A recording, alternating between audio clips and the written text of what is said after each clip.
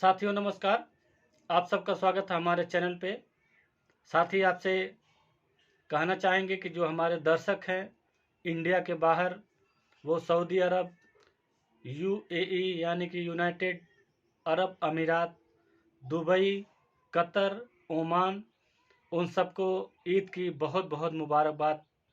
चूँकि इंडिया के बाहर ईद जो है आज ही मनाई जा रही है और इंडिया में कल मनाई जाएगी, इसलिए उन सभी भाइयों को ईद की बहुत बहुत मुबारकबाद। साथियों, बात आगे बढ़ाते हैं और आगे बढ़ाने से पहले आपसे फिर से निवेदन करना चाहेंगे कि हमारे वीडियो को लाइक करें, शेयर करें और हमारे चैनल को सब्सक्राइब जरूर करें। साथियों, हम आपसे बात करना चाहते हैं रामपुर सीट, जो बहुत ही विवादित रहा।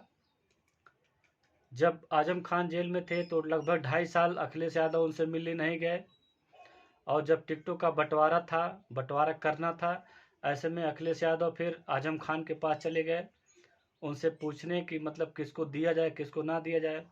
तो आजम खान जो है दूसरे को चाहते थे और अखिलेश दूसरे को चाहते थे।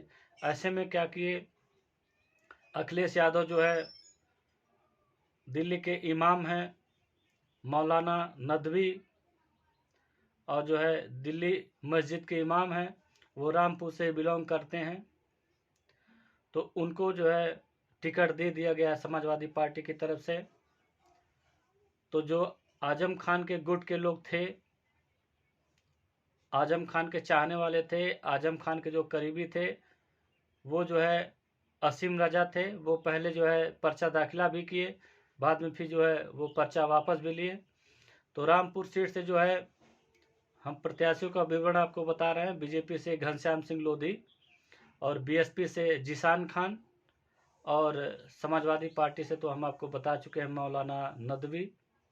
ये 3 प्रत्याशी हैं, लेकिन अब जो है समीकरण वहाँ का बदलता नज़र आ रहा है। इसके पहले जो है कांग्रेस उस सीट से जीतती रही है, और उसके बाद समाजवादी भी वहाँ से प्रत्याशी जिताती रही है। याद रहे कि जो है अभिनेत्री थी जयाप्रदा, जब मुलायम सिंह और अमर सिंह का चलता था समाजवादी पार्टी में, तो जयाप्रदा को उन्होंने लड़वाया था उस सीट से। जयाप्रदा को लेकिन तब लोधी वोट भी दिए थे, काफ़ी भारी मात्रा में लोधी वोट है वहाँ पे। तो लोधी वोट भी जयप्रदा को दिए थे, प्लस मुस्लिम वोट भी उनको दिए थे। जबकि वहाँ पे आजम खान उनका विरोध भी किए थे, लेकिन उसके बावजूद भी काफ़ी संख्या में उनको वोट मिला था जयप्रदा जी को। वो वहाँ से सांसद बनी थी रामपुर सीट से, वही रामपुर सीट है। लेकिन अब इस समय का साथियों समीकरण बदल चुका है। अब जो घनश्याम सिंह लोधी हैं, पहले जो है समाजवादी पार्टी के मुखिया मुलायम सिंह यादव के काफ़ी करीबी हुआ करते थे, लेकिन अब वो बीजेपी में चले गए हैं। अब पिछली बार बीजेपी से वो सांसद भी रहे हैं, क्योंकि जो वहाँ का वोटों का समीकरण है वो लगभग 55% वोट जो है मुसलमानों का है, और उसके बाद दूसरे नंबर पे आते हैं लोधी, और तीसरे नंबर पे आते हैं दलित। ऐसे में कुछ दलितों का भी वोट कट के बीजेपी में चला गया था, और लोधी का वोट था ही। तो ऐसे में जो है घनश्याम लोधी वहाँ पे जो 2019 का चुनाव हुआ था, तो रामपुर से घनश्याम सिंह लोधी जीत गए थे चुनाव। लेकिन इस बार का समीकरण बिल्कुल भी अलग है। इस बार जो टिकटों का बंटवारा बहन जी ने किया है, उस पर बहुत ज़्यादा फर्क पड़ रहा है इस बार।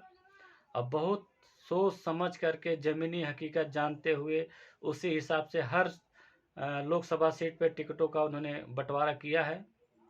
तो साथियों, एक बात आपसे और कहना चाहते हैं कि अब जो है रामपुर का जो समीकरण है वो बहुजन समाज पार्टी के पक्ष में जाता हुआ नज़र आ रहा है, क्योंकि जो रामपुर के मतदाता हैं आजम खान के करीबी हैं, आजम खान को मानने वाले लोग हैं। क्योंकि आजम खान वहाँ पे कोई मामूली आदमी नहीं है। बहुत सारे कॉलेज हैं, यूनिवर्सिटी है, फार्म हाउस है, बहुत सारी चीज़ें हैं उनका। एक वहाँ के स्टेट माना जाता है उनको रामपुर से। ऐसे में जो उनके समर्थक हैं, यानी कि ऐसे सीधे सीधे कह सकते हैं कि आजम खान का गुट, उनके गुट के लोग जो है अब बहुजन समाज पार्टी के प्रत्याशी की तरफ जो है रुझान कर चुके हैं, उनको वोट देने का मन बना चुके हैं। और जो जिशान खान जी हैं वो आजम खान के नाम पे वोट मांगते हुए भी नजर आए, यूपी तक उन्होंने बताया भी था।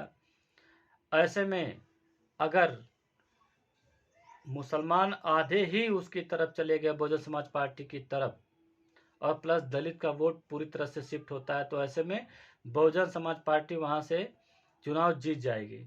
ऐसा समीकरण वहां पे दिखाई दे रहा है, क्योंकि जिशान खान जमीन पे बहुत मेहनत कर रहे हैं और वो मेहनत कश प्रत्याशी हैं। ऐसे में जो आजम खान का गुट है वो उनको पूरी तरह से समर्थन दे रहा है, क्योंकि कई बाइट हम देख चुके हैं, जिसकी वजह से हम ये बात कह सकते हैं पूरे दावे के साथ कि जो है आजम खान का जो गुट है वो बहुजन समाज प्रत्याशी के फेवर में वोट करेगा और उनके वोट को बढ़ाने की कोशिश भी लोग कर रहे हैं। ऐसे में मौलाना नदवी वहाँ से हार सकते हैं और घनश्याम सिंह लोधी भी वहाँ से हार चुके हैं, हार जाएंगे, क्योंकि घनश्याम सिंह लोधी जो है लोधी समुदाय से आते हैं और लोधी का वोट भी जो है बहुजन समाज पार्टी में शिफ्ट होने जा रहा है इस बार। वहाँ का समीकरण ऐसे बता रहा है, क्योंकि जो बहुजन समाज पार्टी का भाईचारा कमेटी बनाई जाती है उस कमेटी के मेंबर लोधी समाज के लोग भी हैं। तो ऐसे में ये पूरी तरह से कह सकते हैं कि लोधी समाज का भी वोट बहुजन समाज पार्टी में शिफ्ट होने जा रहा है। ऐसे में वहाँ पे लड़ाई तो कांटे की है, लेकिन एज जो है बहुजन समाज पार्टी को मिलता हुआ नजर आ रहा है। तो साथियों, ये रहा रामपुर का छोटा सा विवरण।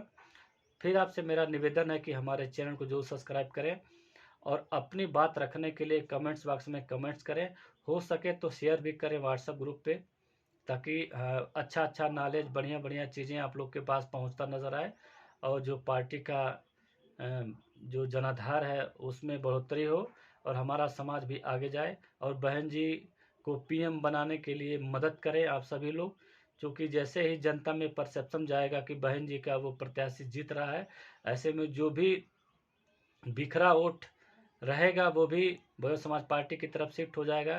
क्योंकि घनश्याम सिंह लोधी तब जीते थे जब दलित का भी वोट उनको मिला था, क्योंकि जो वहाँ का प्रत्याशी था बहुजन समाज पार्टी का, तो ऐसे में परसेप्शन वहाँ बनाया गया था वो हार रहे हैं, तो हारे हुए प्रत्याशी को वोट नहीं देता है।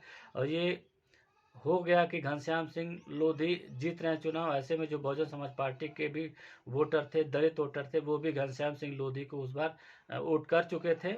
लेकिन इस बार समीकरण उल्टा है, लोधी समाज का भी वोट बहुजन समाज पार्टी के प्रत्याशी को पड़ने जा रहा है। तो साथियों, हम विदा लेते हैं। नमस्कार, सबका खैर।